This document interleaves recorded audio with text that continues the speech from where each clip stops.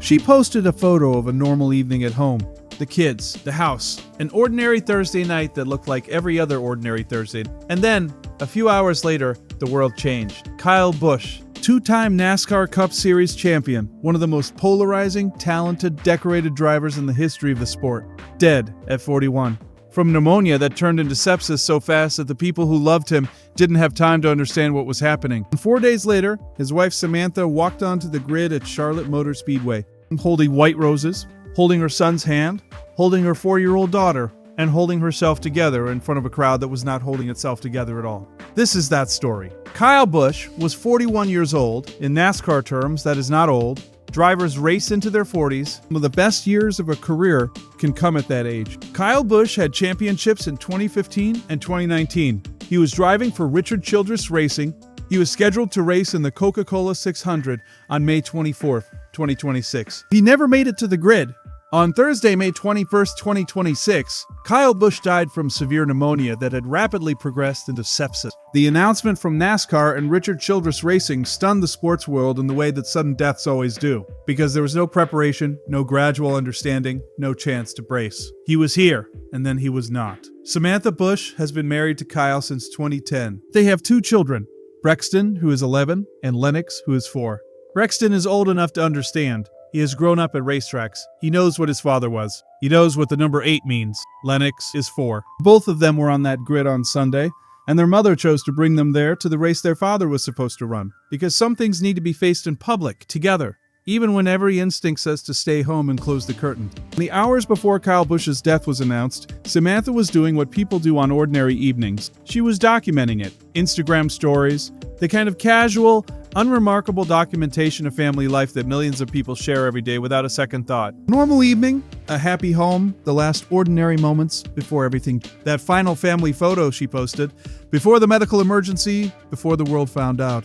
Before the ordinary evening became something painful and permanent, almost. The NASCAR community and Kyle's fan base, Rowdy Nation as his supporters call themselves, recognized it for what it was. Not a goodbye, not a farewell, just a Thursday night, which is exactly what makes it devastating. There was no warning, no chance to mark the moment, no opportunity to say, hold on, let me look at this a little longer, let me pay attention because I won't get it again. Just a photo, posted without significance, and then significance arrived. That is a specific cruelty of sudden loss. It doesn't announce itself. It arrives in the gap between an ordinary moment and the next one. 3 days after Kyle Busch died, Samantha came to Charlotte Motor Speedway, the Coca-Cola 600. The race he was entered in, the race his name was on the entry list for, a race that was going to happen whether he was there or not, because NASCAR races happen, and the world keeps turning.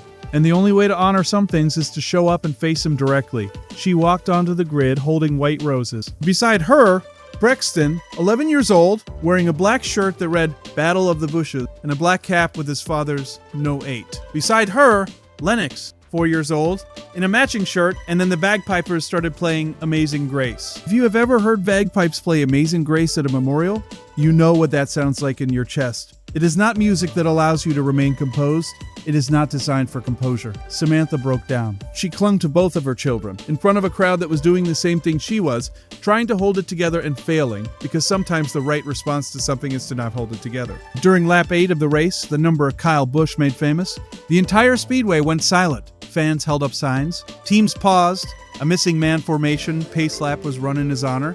The Missing Man Formation, a tribute typically reserved for fallen military personnel. A single empty position in a formation that represents the person who is no longer there. At a NASCAR race, on lap 8, for a 41-year-old father who was supposed to be driving that lap, there is one detail from Sunday that deserves its own moment. Brexton Busch is 11 years old. He wore his father's number on his cap, and NASCAR, in a decision announced in the days following Kyle's death, has temporarily retired the number 8 number.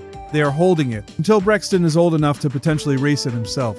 That decision is not just logistical, it is a statement about lineage, about legacy, about the specific way racing families pass something down through generation. Kyle Busch's number is not being replaced. It is being preserved for a child who is currently 11 years old, standing at a racetrack in a black cap, watching a missing man lap ran on lap 8. She will not remember this day with the clarity that Brexton will. The specific details will blur, The weight of it will not fully land for years, when she is older and begins to understand what was lost before she was old enough to hold it. But she was there. Her mother brought her there, because Samantha Busch made a decision, conscious, deliberate, almost certainly the hardest decision of the week, that her children should be present, that they should not be shielded from the grief of a community that loved their father. They should stand on that grid and receive what the NASCAR world was offering, which was not just tribute to Kyle, but acknowledgement that these children exist, that they matter, that the community sees them and will not forget them. That is a specific kind of parenting that happens in the middle of the worst week of your life.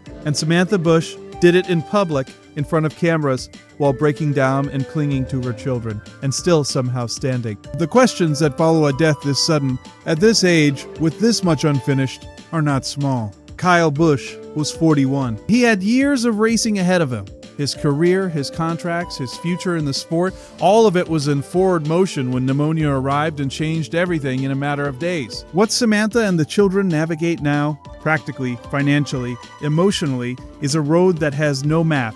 Because sudden loss at 41, with young children in the middle of an active career, does not come with instruction. The NASCAR community has rallied. Fellow drivers have spoken. Richard Childress Racing has responded with the grace that these moments demand. But the community's support, however genuine, does not change the math of what Samantha faces. A 4-year-old who won't remember, an 11-year-old who will remember everything, and a number being held in reserve for a boy who has to grow up first before he can decide what to do with the weight of it. Those are real things, ongoing things, things that don't resolve at the end of a tribute broadcast. Kyle Busch was called rowdy.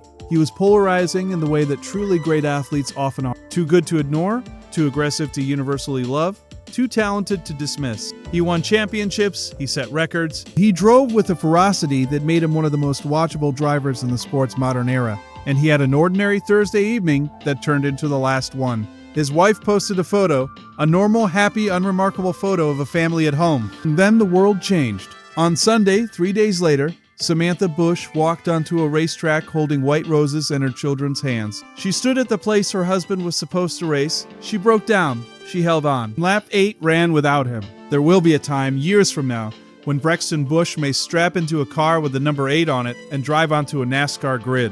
When that number comes out of retirement and back into the world.